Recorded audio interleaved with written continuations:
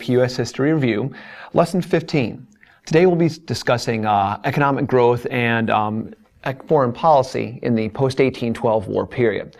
And to begin, we wanted to fall back with just a little review. And as you see in your first slide that appears, our review is the legacy of the War of 1812, which is the very end of our previous lesson 14.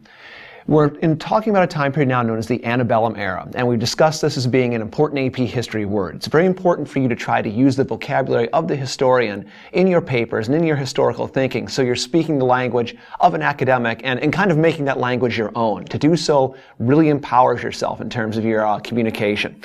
But the term antebellum, for our purposes, means after the War of 1812 and before the Civil War. So it's the time period from roughly 1814 to 1860. So we're going to look at economic and foreign policy developments in this antebellum period. Some of the review lessons that we talked about last time, review terms at least, phenomena that come up out of the War of 1812.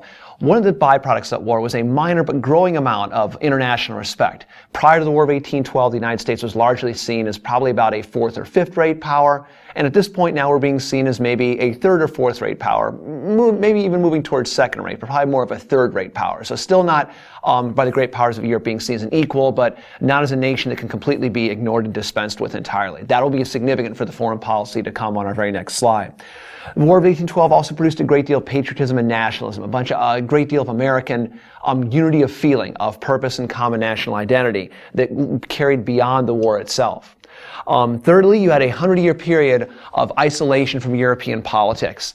Prior to the War of 1812, Americans' focus, if you'll forgive me, pretend that Europe is over here for a moment instead of South America. European or American focus had been eastward, across the Atlantic, a transatlantic focus towards what was happening in terms of the relationships we had with the great powers of Europe. Post-War of 1812, American focus quite significantly and importantly shifts westward. Our emphasis is on the expansion, digestion, and annexation of this continent, as opposed to the activities and events of the old world in many ways. So 100 years of isolation from European politics, we will not see that change. We will not see America involved in a major European conflict again until 1917, when we send troops over to Europe in the First World War. Serious westward expansion begins. I've already kind of hinted at that already. That is the focus of the American narrative now for the next 75, 80, 100 years. The War of 1812 also generated some economic growth, and we talk about those factors as well with our slides to follow for this lesson, as the United States finally developed a certain amount of self-sufficiency and was able to not depend on Europe economically for its production or for the finished goods that it needed in its entirety. And in the political connotation, for some of our next lessons, this will be much more important, the Federalist Party is dead. They are no longer a viable alternative to the Democratic Republicans, which hitherto used to be called the Jeffersonian Republicans, or way back the Anti-Federalists. You have sort of a one-party rule during this point in time, the so-called era of good feelings from 1816 to around 1824, so an 8-year time period. Now, as we had said, the United States was viewed as maybe more of a third-rate power as opposed to being a fourth or fifth-rate power by the great powers of Europe. This laid the foundations for the ability of American diplomats to gain some foreign policy successes in the antebellum period shortly after the War of 1812 that were not directly tied to the conflict itself. First of all, when it came to great power relationships, the relationships the United States was going to have, either antagonistic or non-antagonistic, with Great Britain was going to be critical. And as such, Canada was the focus of some of our first major foreign policy landmarks, if you will, that come out of this 1820s period. The Rush-Bagot Treaty of 1818 during this time has the effect of demilitarizing the Great Lakes, which means that all the naval powers, the British and the Americans, Canada being a British colony at this point in time, the British and Americans were going to agree to keep this a military-free area. Now, during this point in time, as you would well know, England rules the seas.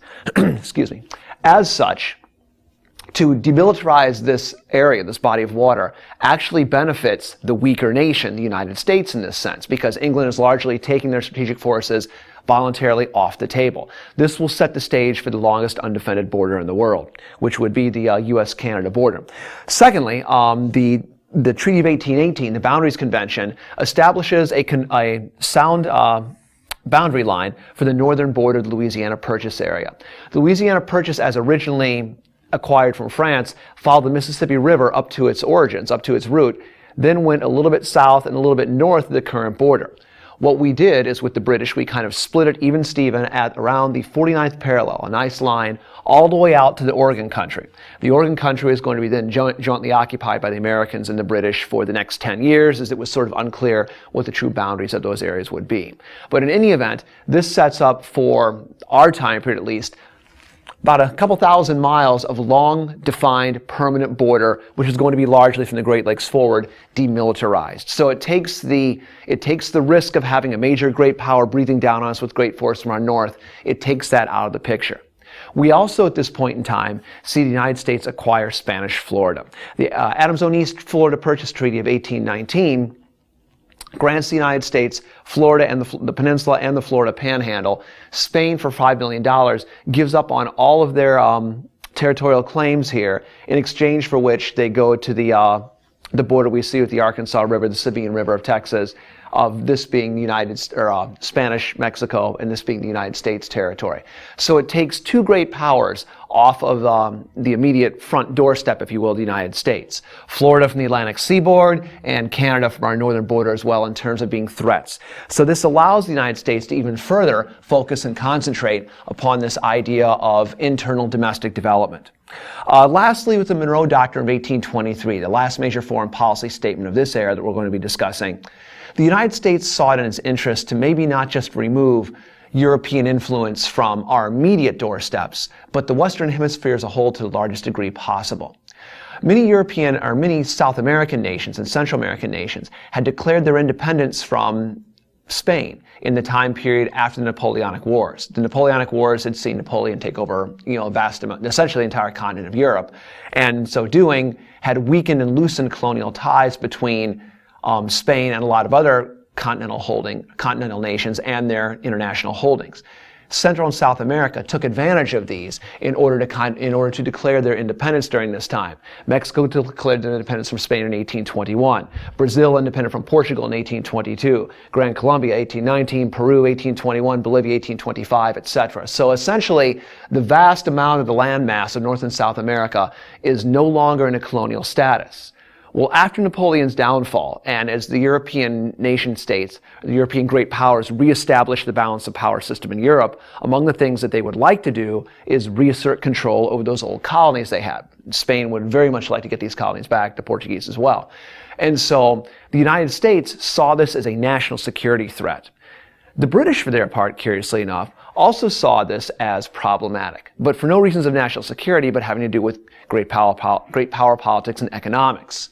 All these new nation states were going to trade with on the international scale, and Great Britain, as you well know, having the largest military navy, but also the largest mercantile fleet at this point in time, is perfectly situated to engage in this trade if these nations are free. Now, as you know from some of your previous lessons, when great European powers controlled colonies in the New World, they followed an economic philosophy called mercantilism, which basically states that colonies exist to provide wealth and profit and raw materials for the mother country. So the home country, whatever it should be, should have the exclusive trading rights to those regions, whatever they are.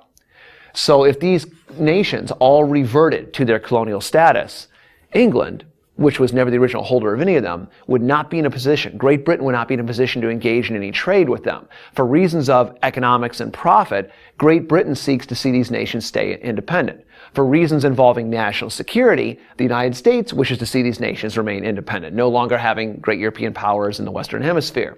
So the British had suggested a joint declaration between the United States and Great Britain saying that we both nations held that these areas should be closed to future colonization. John Adams, Secretary of State for President Monroe, argued that the United States should just declare this unilaterally, not tie ourselves and limit ourselves by doing it with Britain, because the British were going to back it up anyways because they had a financial interest and wanted to see this take place. This is what President Monroe was persuaded of doing. In 1823, President Monroe issues the Monroe Doctrine, which is a proclamation, a statement, not really backed by law, but a general statement of position, saying the United States views these areas, North and South America, the Western Hemisphere, as closed to further colonization. Now, we're in no position to back this up at this point in time. The British were rather annoyed that we kind of unilaterally did this, but we've talked about the term realpolitik, pursuing a foreign policy based on your own self-interest.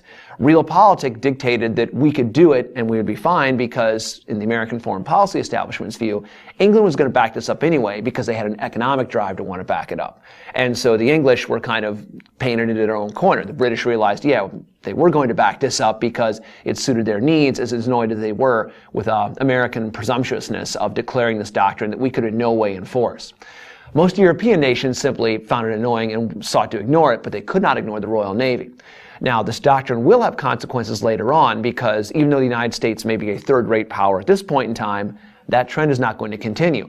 50, 60, 80 years from now, when you get to the 1880s, 1890s, 1900s, the United States will be in a position to have the muscle to actually enforce the Monroe Doctrine and ensure that other European nations do not meddle. So the fact that it stood for so long without American strength, without American enforcement, was going to set up the precedent for allowing it to stand beyond, or allowing it to stand to the point of time when American enforcement could be possible, which will make the Monroe Doctrine a rather long-standing statement of American foreign policy as a foundational keystone, a bedrock element, a central element of the American worldview, particularly in the Western Hemisphere.